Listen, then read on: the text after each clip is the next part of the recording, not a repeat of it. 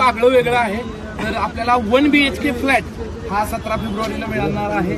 जयंत केसरी 2024 पर्व दुसरं या स्पर्धेच्या निमित्तानं महाराष्ट्रातील सबंध गाडा मालकांना मी विनंती करतो की तुम्ही या शर्यतीला या, आपली बैल घेऊन या आणि 1 BHK फ्लॅट जिंकण्याची संधी चुकवू नका। कारण